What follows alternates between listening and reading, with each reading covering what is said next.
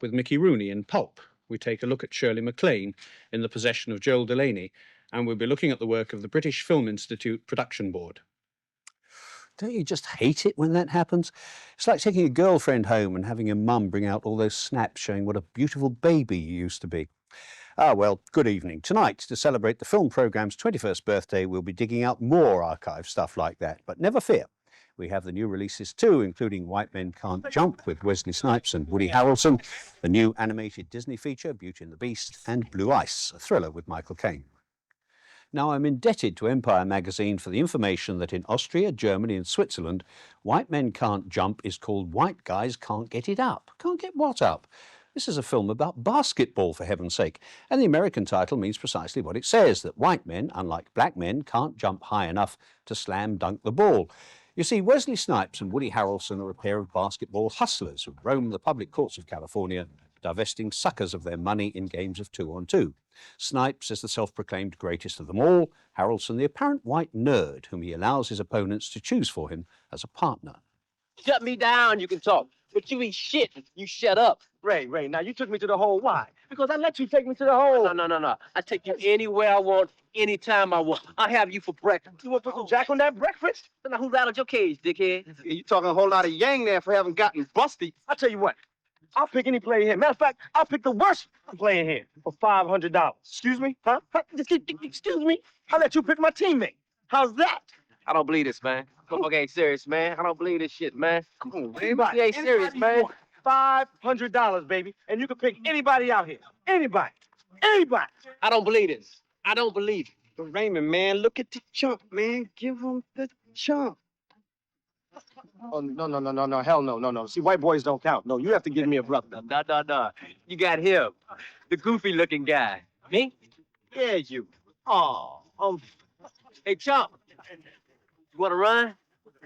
You mean play basketball? Well, together they're a deadly combination until, for reasons which are never totally clear, they keep falling out and then coming back together again in time for the really big challenge. Meanwhile, they're both having woman trouble. Snipes with his wife, Tyra Ferrell, who wants a more settled life and a nice home.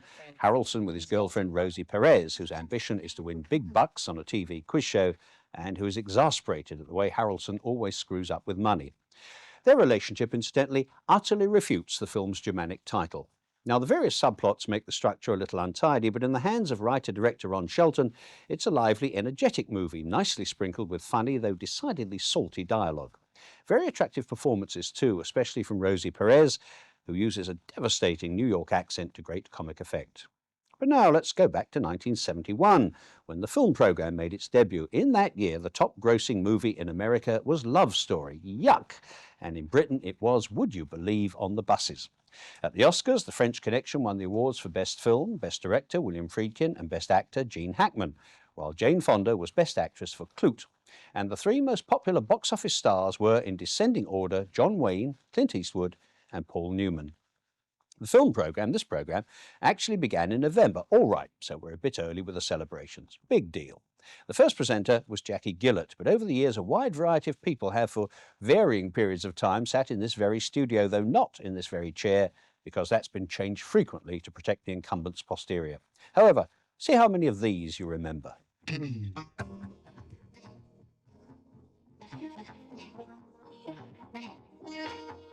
This week, Nicholas and Alexandra, which last night had its royal premiere.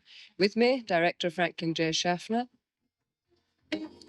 This week, a clutch of family films, an interview with Jacques Demy, director of The Umbrellas of Cherbourg, and a face-to-face between Alexander Walker and Michael Winner. Well, what has happened to the dear old horror movie? Time was when horror films were horrifying.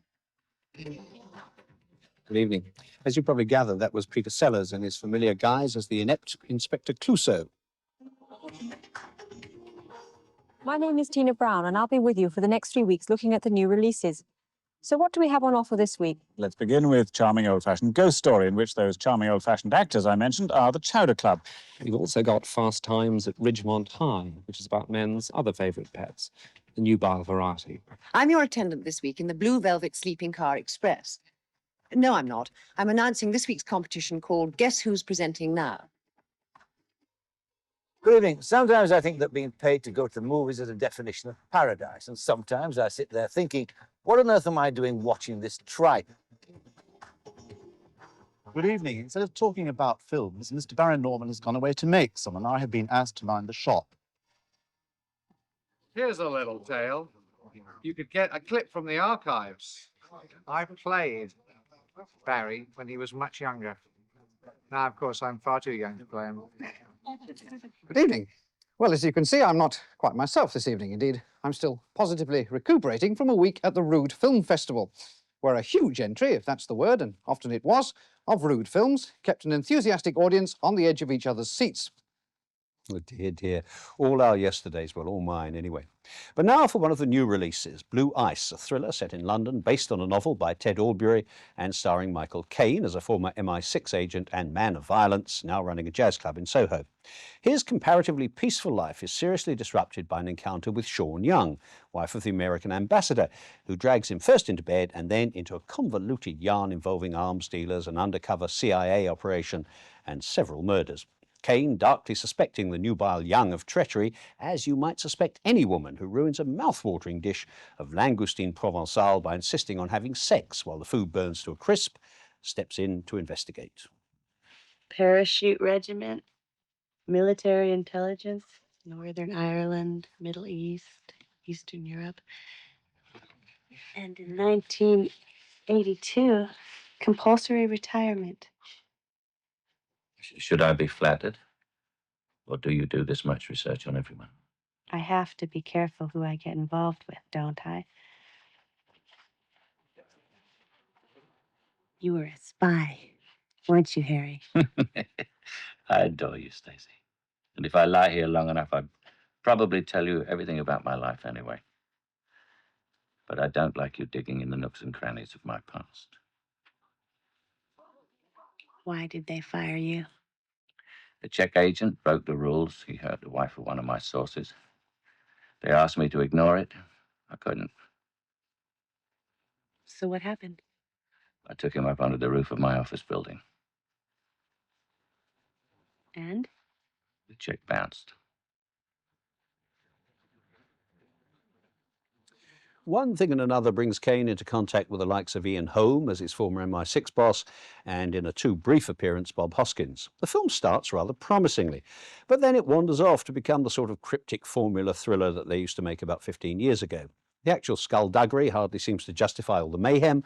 The denouement on the London docks, though unusual, doesn't really work, and neither does the romance between Caine and Young. The chemistry simply isn't there, not because she is Sean Young, but because she is too young. She's 32, Caine is 59. A 40-something leading lady would have made it more convincing. On the other hand, Michael Caine, who co-produced the movie, has become a screen actor of considerable stature, and he at least is always worth watching. Right, well, back to the moving picture album. 21 years ago, Hitchcock was at Pinewood Studios making Frenzy with John Finch and Barry Foster. Richard Attenborough, a mere mister then, was directing Young Winston with Simon Ward and Robert Shaw. And in San Francisco, Woody Allen was starting work on Play It Again, Sam. Ah, me, those were the days. Or were they? Anyway, here's another dose of reminiscence for you as we pick out some of the highlights, oh, all right, lowlights if you want to be like that, of the last 21 years. We enjoy living together, and if we work together too much, we see too much of each other, and a little flavor goes out of the marriage. So, but I have never cheated with another woman. May I drop that? My heart. I'm okay now. I'm okay. I'm okay. What's your position? What's your status at the moment in the movie industry? Are you hot? I'm unemployable, actually. I can't get a gig. You think I would have done this if I could have gotten a real job? Forget it. Seriously. I'm dead serious. Really? Do that again. Mr. Wright, we want to see. No way. Really? I wanna see- Really? Do you think you'll ever stop smoking? Never. But I have made a concession to the doctors. These are horrible. They're low tar. And I just loved my Lucky Strikes. I adored them. And no filters. So this is a compromise, really. Ms. Gish, I'm sorry, we don't have enough time to go on. I'd love to talk longer. I do wish you luck with that book. It's a lovely book. Beautiful, beautiful photographs and beautifully written. Thank you very much for coming in. Thank you for letting me come. There's a malicious rumour going about that Lillian Gish is 78. I don't believe a word of it. It's not true. It isn't true. I'm not that old. I didn't think it could be. No, no. I shan't ask I'm you as for old as I look. Well, how, goodness me, that's a child yet. Anyway, No. she couldn't be 78 unless she'd taken the same treatment as I- Elizabeth Taylor did in Ash Wednesday. I certainly am not. You sure as hell have a lot of good things to remember, don't you? No, but I can listen to them while you tell me. Well, you've got a good wife, and you've got something in your eye, which No, must I was be- just winking. I've Yeah, I got a thought good you wife. probably were. And you've got a fairly fulfilled career, which in a kind way allows you to choose whatever work you may want to work at, given the right material. I'm very fortunate. And you're wealthy. Yes. And there are those people who say you're a good-looking guy. What do they know? I guess if there were, people say, well, if you were an animal, what would you be? And, I kind of feel like a duck. Where's the duck analogy come from? I mean, look at you as closely as I like. I can't see ducks there. No, there is. There's a resemblance. It's kind of the way I walk, too. I have a little bit of a waddle. I can tell you, I really didn't fancy you as a woman. Why not? Not my type. In what way? What specifically? My body, my face, Well, my nose? you look like my auntie. Well, thank you. Oh, you're cute. No, you said I wasn't your type. I'm going All elsewhere. right, all right, I'm sorry. Hope your aunt's not watching the show. Is this superstardom you now have, is this going to change your life at all? No, dear, I've had my change of life, or I imagine I have. It has, of course, been very warm and close in London, and I've been running around. We don't always know. We women are funny things. But it's not a thing I'd like to talk about on television. No, I I'm didn't sorry. expect an in-depth interview, you know. I'm sorry, I didn't really mean to bring the subject up quite all quite like that. Yeah, I mean, that's going to be the future. I think that people will actually go home and their windows will be sealed and they will have to buy bottled air. I think that the atmosphere will be so bad and there'll be so many respiratory ailments that the only time that you'll have any kind of relief will be possibly in your own home. It doesn't matter what question you ask. Let's assume you ask the question, Arnold, how old are you? I would say to you, I'm 42 years old. I said, but what was interesting was that when I started Total Recall, I was 41. It took so long to make this film. And when Total Recall comes out, I will be 43 this summer. And then by the time it comes out maybe we'll be 44. And by the time it comes out the video Total Recall, I'll be maybe 46. Who knows? So Total Recall, no matter when Total Recall comes, you see how many times I got it in there? Yeah. That's the art of I'm trying to selling. figure out what the title of this film Art is. of selling. It's an old-fashioned, big-time movie. Yeah, no sex. Trust me. I'm sure they'll try. I haven't led you down the garden path before. When I first came, I told you Princess Bride would be good. It was good. I told you Throw Mama was going to be funny. It was very funny. Running Scared, very fun. This one, Harry and Sally, big. I sat next to Princess Di. She loved it, and so please trust me. Yes, the makeup. Oh, I haven't been to makeup yet, but I shall go soon. If you've done a particularly good take, John sticks his finger in your eye there. I don't know, it's a sort of little one. Doesn't want to say no, because he's written the thing, he's co-directing. You don't want to say, John, I'd rather you didn't do that, because it means it's a compliment. If he sticks his finger right in your eye, it's been a really good take. So that's why I'm wearing this. Well, that's the end of the film. Many people come to me and they say, Steve, hello, my friend. No, they don't.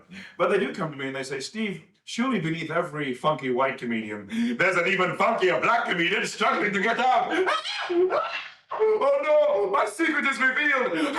Wild and crazy, this, my friends, coming. It was great to get in that get up every day and look at yourself and first of all, be 10 years younger. It's quite remarkable, isn't it? He looks more like Steve Martin than Steve Martin does. I was Peter Lorre in my fantasy, never Humphrey Bogart, And I still feel that way. I don't really want... I'm not equipped by nature for Leeds anyway, or even Chelsea. Poor old Marty Feldman. Well, how about that? 2 decades gone in a flash. But lest you think otherwise, it hasn't always been plain sailing. I mean, just look at this. For some strange reason, you want to keep your face of the way she is. Just, Usan,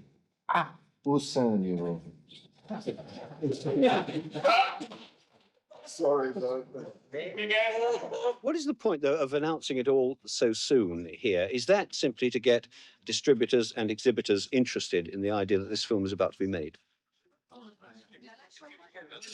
Yes. Yes. I want to make a loud noise. Crétin! Crétin! Vraiment crétin! On te fait une fatigue de venir ici, tu comprends? Jette-les dehors, jette-les dehors, Félix de conférence de presse, merde! Ce sont les gens qui travaillent ici. Le voto, idiote, merde! Analphabète, mongoloïde. Bien. Idiote, Stalin, fume la cigarette, la pute là, et fais le bruit! The character description is a woman who would be attractive if she just put a little effort into how she looked. And that's how I approached it.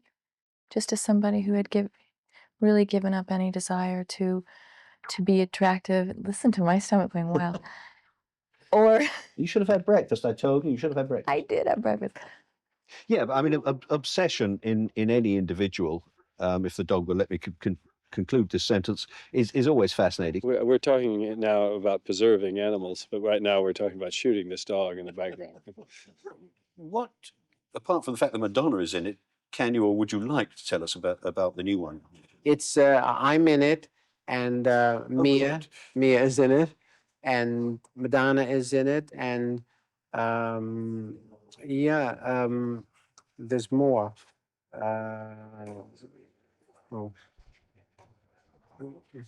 Oh God, there's more. It will come to me. I don't know why I'm John Malkovich. What's his name? The young kid that was in The Grifters. Oh, wonderful young actor. If we leave the two of them go, let as what is your name? Julia. Oh, Julia. Yeah. So if we could. And then sometimes an officious Jobsworth, in this case at a screening in Cannes, so messes up your plans as to make even the most equable of men utter a deleted expletive.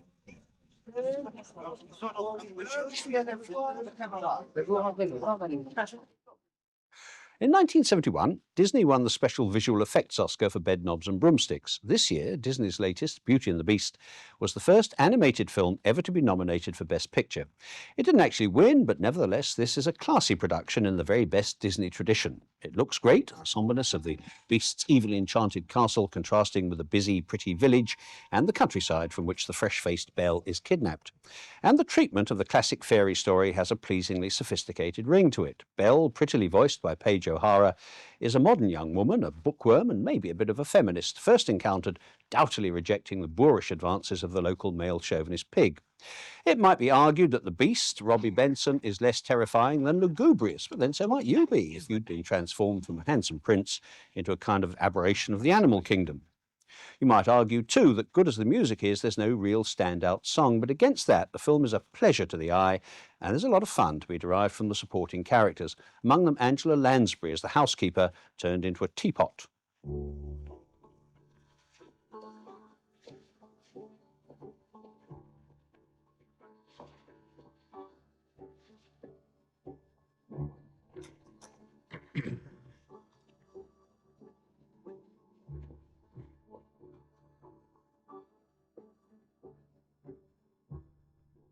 Tale as old as time, true as it can be.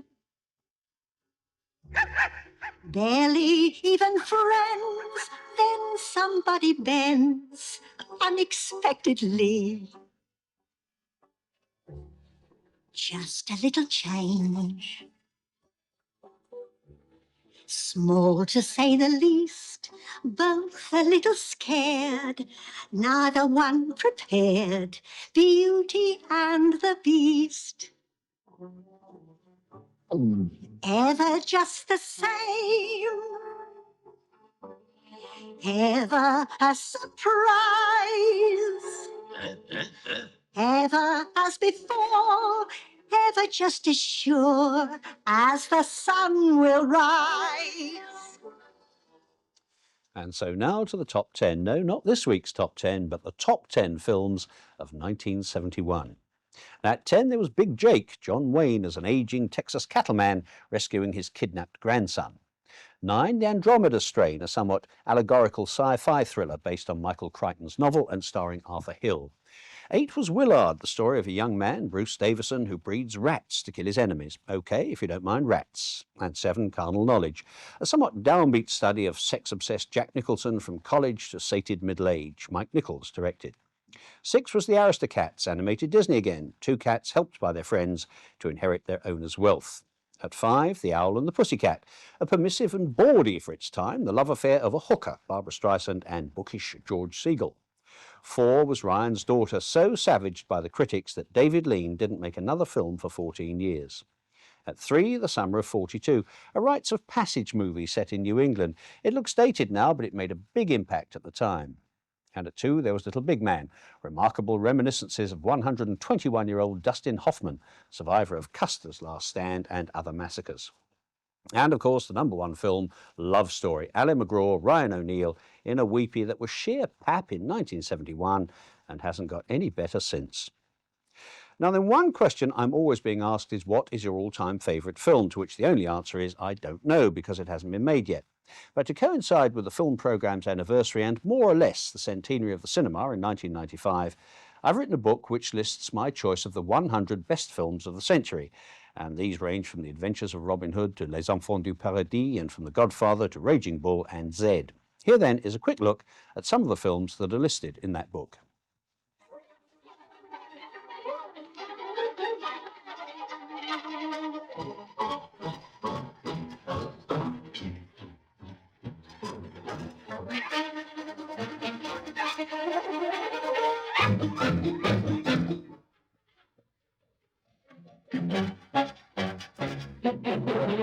I know you're tired, gentlemen, but I brought you here for a reason. I think this little pilgrimage will do us good. Chronicle's a good newspaper. Chronicle's a good idea for a newspaper. Notice the circulation. 495,000. But, Mr. Kane, look who's working for the Chronicle. With them fellas, it's no trick to get circulation. You're right, Mr. Bernstein. You know how long it took the Chronicle to get that staff together? 20 years. 20 years. Well, 6 years ago, I looked at a picture of the world's greatest newspaper men. I felt like a kid in front of a candy store. Well, tonight, 6 years later, I got my candy. All of it.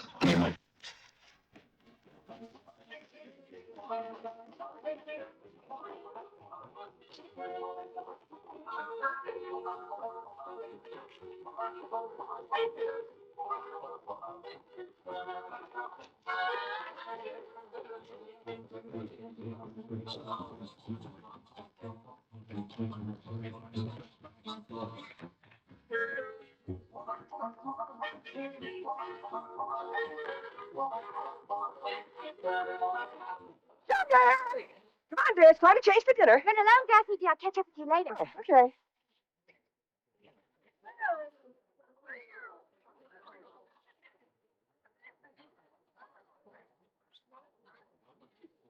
No! What is it, young lady? What are you staring at? This happens to me all the time in public. Recognize him, too. His picture was in Vanity Fair. Vanity Fair? Would you mind moving along, please? Yes, you're in his way. He's waiting for a signal from his yacht. His yacht? It's Fleet's 12. This is my friend Daphne. She's a Vassar girl. I'm a what? Or was it Bryn Mawr? I heard a very sad story about a girl who went to Bryn Mawr. She squealed on her roommate, and they found her strangled with her own brassiere. And as for me, I made my mind up back in Chelsea. When I go, I'm going like Elsie. Start by admitting from cradle to tomb, it isn't that long a stay. Like me's a cabaret, old chum. It's only a cabaret, old chum. And I love a cabaret.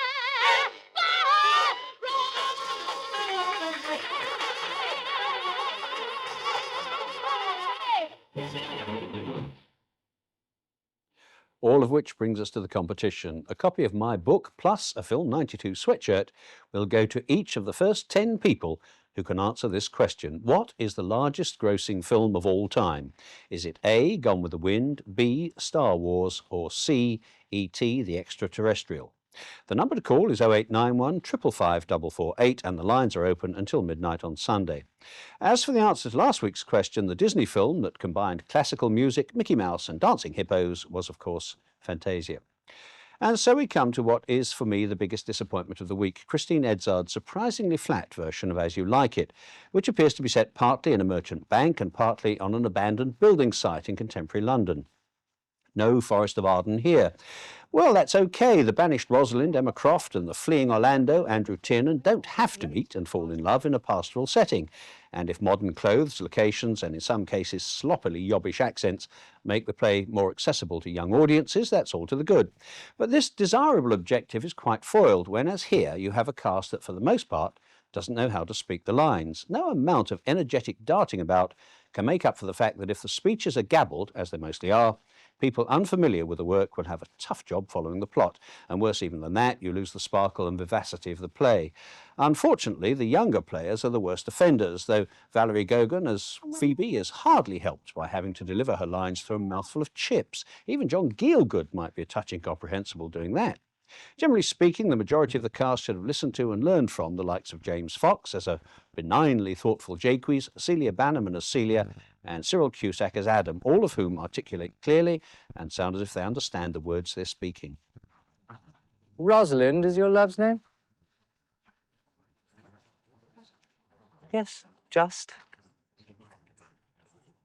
I do not like her name. There was no thought of pleasing you when she was christened. What stature is she of? Just as high as my heart. Full of pretty answers.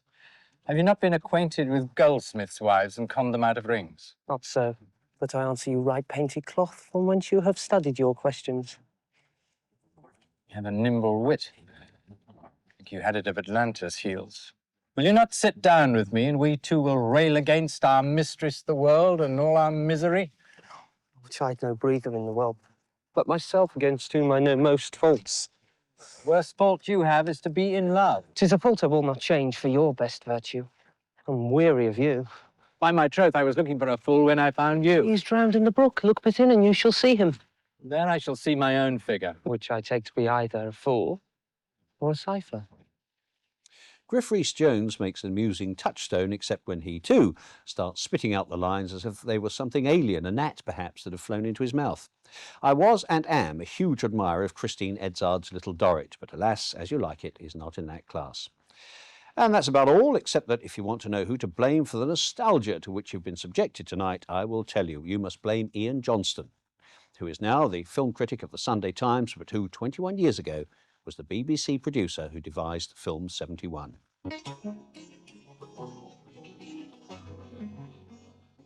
Next week, we have the Australian film Strictly Ballroom, the latest version of Wuthering Heights with Juliette Binoche and Ralph Fiennes, and Thunderheart, which stars Val Kilmer and Sam Shepard in a thriller set on an Indian reservation. But for the moment, here's a final look at some of the faces that have appeared on the film programme these last 21 years, not least among them my fellow critic, Eric Idle, who reminds me strongly of someone I used to know. Goodbye. Well, that's all from this edition of Film 75, and indeed from this series.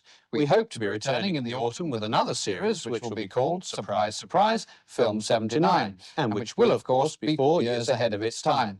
So until then, it's good night from me, and it's good night from him.